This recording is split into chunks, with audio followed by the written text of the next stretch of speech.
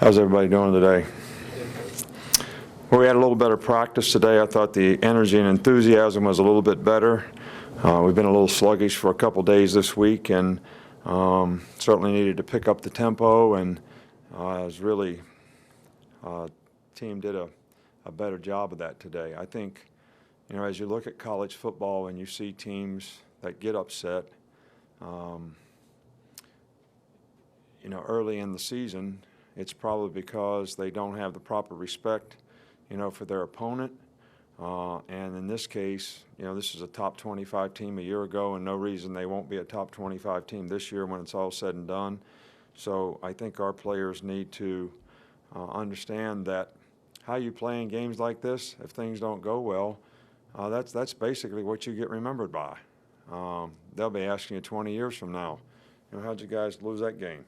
All right, so it's all about improving. It's all about playing to a standard. It's all about challenging yourself to be the best that you can be, and that's something that we certainly want to emphasize and have emphasized with our players, and they seem to be responding fairly well.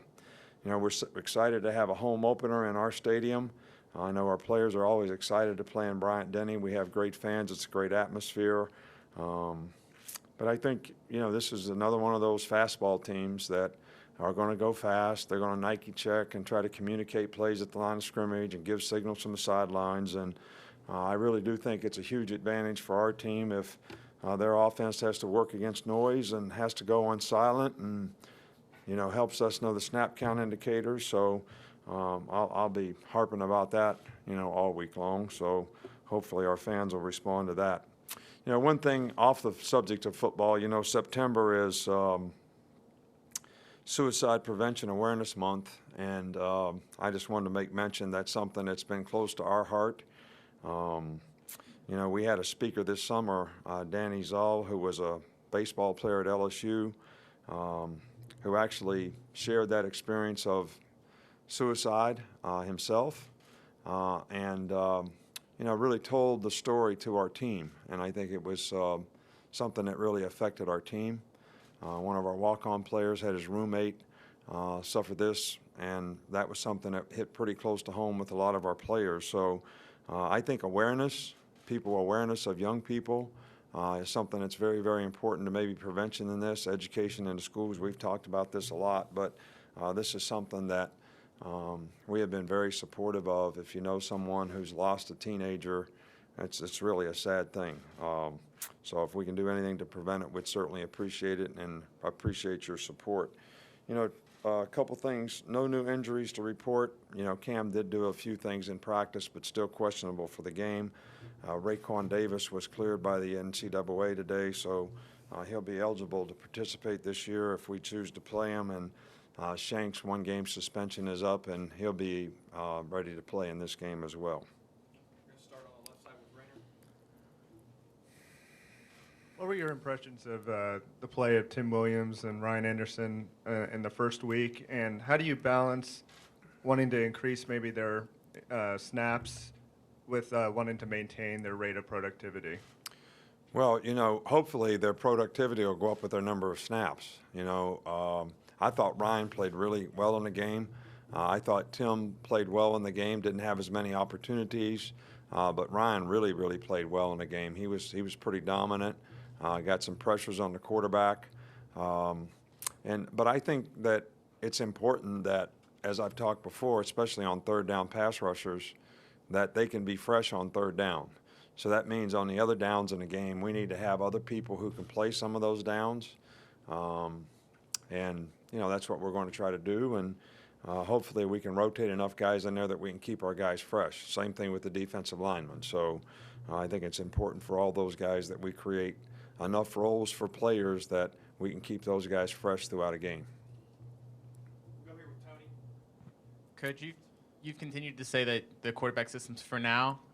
Does Western Kentucky, they seem to give up a lot of running yards to the quarterback last week. Does that kind of influence your decision at all for who you start? No.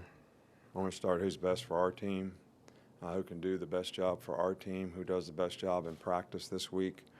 And, we're pleased with the way both guys are progressing and what they've done this week. So And I think we've got a plan that maybe is a little bit more tailored to the two guys that played last week.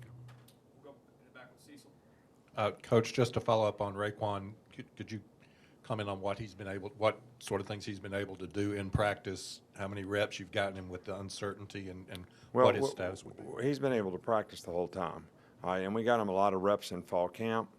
But last week when we started game prep, we did not prep him, with defense. He played on scout team.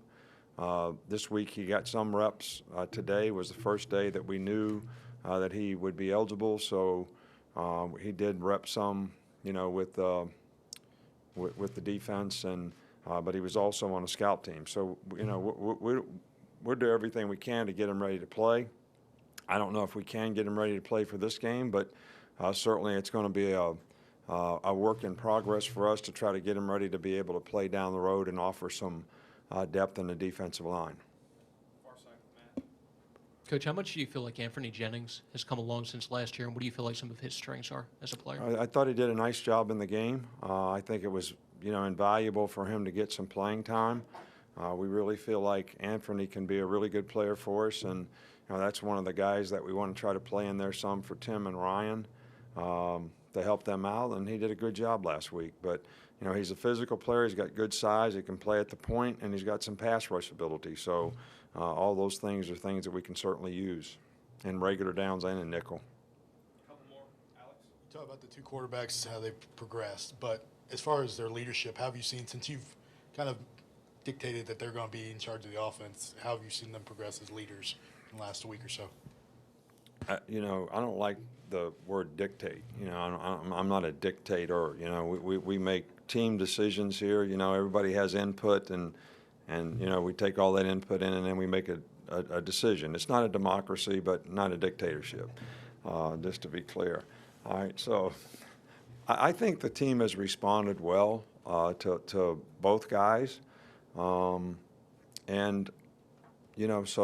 I think we're excited about, trying to develop a productive offensive team based on the skill set of the players that we have, which I think Lane has done a really good job of in the past, because we have different kind of quarterbacks now 2-3 years in a row with very little experience. So we're just going to keep on keeping on, and it'll be interesting to see how these guys continue to respond and play in the game.